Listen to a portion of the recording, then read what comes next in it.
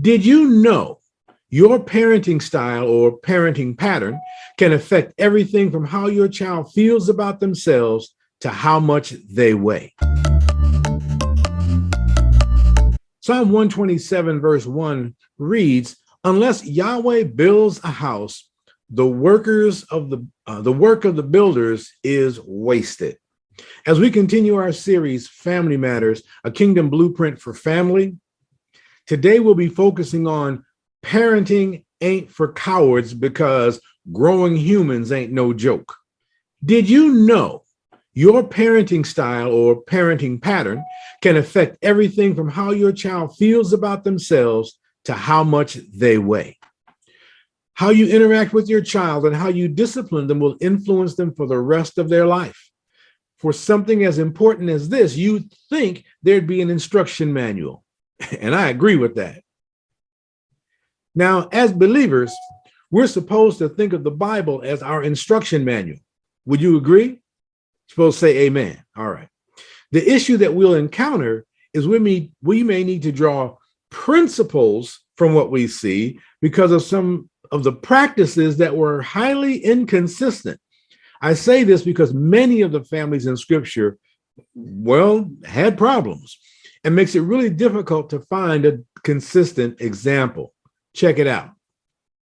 The first parents, Adam and Eve, we know they learned to honor God. They taught their children to honor God, and yet one of their sons murdered his brother.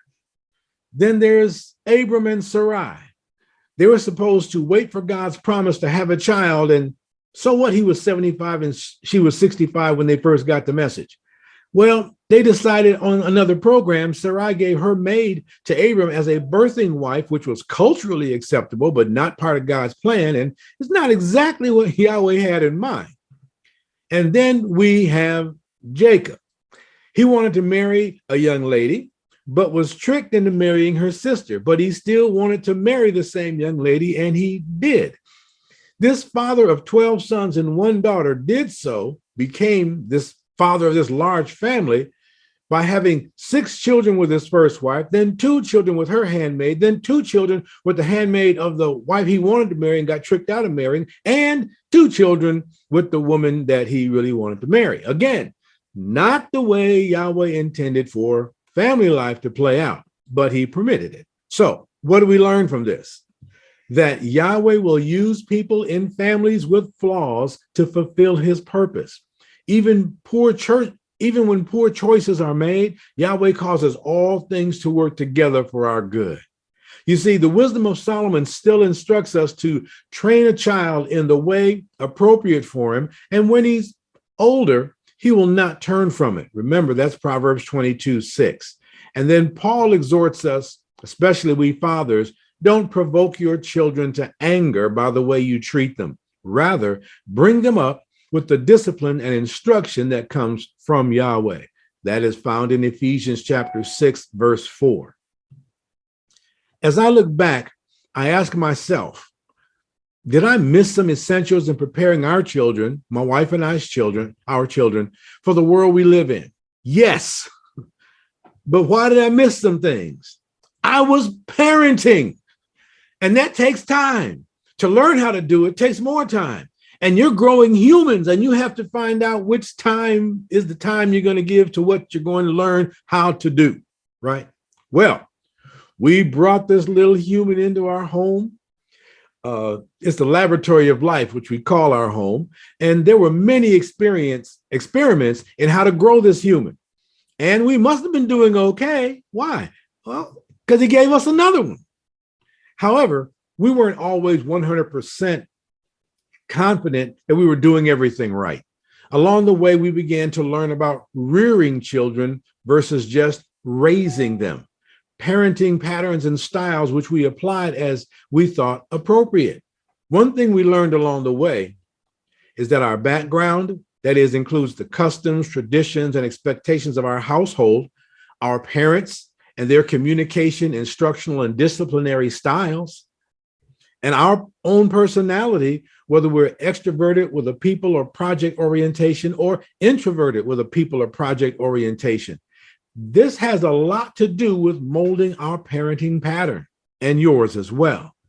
And I say style or patterns because we each had an inherited parenting pattern. And our children learned there was a difference. The way we probably parented was more emotional based on our inheritance. Well, this is the way my parents did it, and that's how I'm going to do. Even though we might have said, I will never do that to my children. I will never say that to my children. And then one day we say, I said I would never say this to my children. And we did, and we do. But we were more emotional than intentional, thinking through what we want to do and how to best do it.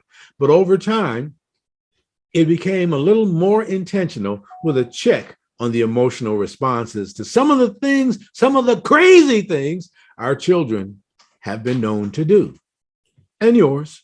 Research has observed and identified at least 4 types of parenting patterns that we're going to talk about today, which, by the way, doesn't matter whether you're a saint or an ain't. They are the authoritarian, the authoritative, the permissive, and the neglectful, uninvolved. At this time in my life, I can say a child with the right content knows how to act and practice, and a child with the right character knows why to act in principle. The difference is knowing how or what to do means you may try to beat the system. Knowing why keeps the purpose up front. One of the biggest lessons we learned along the way is this, and you may want to write this down. Rules without relationships lead to resistance, rejection, and rebellion.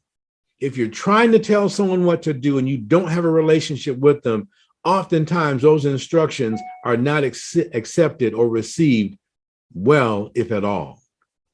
You see, each parenting style takes a different approach to growing humans. We're trying to get them from the car seat and into the driver's seat. These approaches are identified by their characteristics, and that's what we're going to take a closer look at regarding these parenting patterns. Are you ready? Good. Because I will assure you, if you're a parent, grandparent, act like a parent in some way, shape, or form, you will find yourself here. We'll start with the authoritarian parent, parenting pattern. This is the drill sergeant parenting pattern. They prefer strict control and distant on compassion. Might not be really huggy, touchy, but I'm going to tell you what to do because you need to get your life right. Get it in order. And I'm going to make sure you do that. Some of their common traits are kids should be seen and not heard. You believe it's my way or the highway. You may also believe that you shouldn't take your child's feelings into consideration. If this describes you, you might be an authoritarian parent. You believe that kids should follow the rules without exceptions. When a child asks a reason behind the rule, well, but why do I have to do this? The authoritarian pattern says, because I said so. And of course, the child really doesn't have a big comeback on that, right? The authoritarian parent pattern really focuses on obedience. They also don't involve their children in helping to resolve any issues that the child encounters. They'd rather make rules and enforce consequences with little regard for the child's opinion. Now, don't get me wrong. I'm not suggesting we ask the child's opinion on how they should be disciplined, but in some instances, we should see what kind of values they're developing. You can ask them, well, since you did what you did, what do you think should happen in this instance? Or what would you do if you were me? And if they start off with something like, I'd give them ice cream because, no, you know that they haven't gotten it and you still have some more work to do. But you want to see if they're growing in their ability to understand that each choice has consequences, whether positive or negative.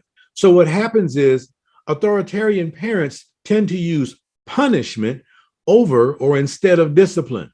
So rather than teach a child how to make better choices, they really focus on making the child feel sorry for their mistakes. The problem that this can bring about is that punishment looks back at what they've done, while discipline looks ahead at what they're going to be doing. This parenting pattern has little consideration of the child's feelings or social, emotional, and behavioral needs. Communication is mostly from parent to child and often justified as tough love. It's an attempt, basically, for the parent to be in full control. Children of authoritarian parents tend to follow rules most of the time, but that obedience does come at a price. They're at risk of developing self-esteem problems because their opinions aren't valued. They may become hostile or aggressive. They may even become bullies. They don't focus on doing things better. They often focus on the anger that they feel towards their parents. And these children may grow to become good liars in an effort to avoid punishment. They'll try to find loopholes in the rules. Well, you said this, but you didn't really say that. And of course, that only incites parents even more, but because all you wanted them to do is follow the rules, you just assumed that they understood the rules and the inferences by them, and they will find a way through that. Next, we're going to take a look at the authoritative parenting pattern. The authoritative parent, this is the warm leader parenting pattern. They prefer supportive control and soft compassion, to be compassionate. Some of their common traits, they like to set clear rules and expectations for their children while practicing some flexibility and understanding, knowing they're not going to get everything right the first, 8th, maybe even 16th time, depending upon their age. They communicate frequently. They listen and take into consideration their children's thoughts, feelings, and opinions. And I must say, in this day and age, with all of the things that are around our children, this is really important to do because our children may learn to internalize things, and that would not be good because we won't know what they're thinking or feeling. And next thing you know, they've done something to themselves or someone else, and we're standing around trying to figure out what happened. Why did they do that? We really do need to at least get the pulse of our children and understand, not from our perspective, but their perspective where they are. And authoritative parents like to allow natural consequences to occur. So you don't study and you fail the test. I'm sorry that happened to you. Do you think you could do something different next time so you don't get this same result? They use those opportunities to help children reflect and learn. Choices have consequences, positively or negatively. Authoritative parents are nurturing, supportive, and often in tune with their child's needs. They like to guide their children through open and honest discussions to teach values and reasoning. And I mean, there's so many things that we can do to help them understand different things. Sometimes people say, all I can use is the Bible. Well, unless you are very creative in how you can use accounts in the Bible to teach everyday things, then there's some there that are easy to use, but it's okay if you use Aesop's fable. It's okay if you use Cat in the Hat. It's okay to use some things that are out there to help them to connect and you to connect with them so you can have a conversation. Just remember, the Bible is the standard and the screen and the filter to let a person know what is right or wrong and what your standards and values in life are. Kids who have authoritative parents, they tend to be self-disciplined and can think for themselves. Another way of saying they tend not to be followers. Yes, they can submit to authority, but they just don't go along with the crowd. Next, we'll take a look at the permissive parent. This is the teddy bear parenting system. They prefer supportive control and soft compassion. More like almost this is good. I'll stop here. There's another one that gets a little deeper.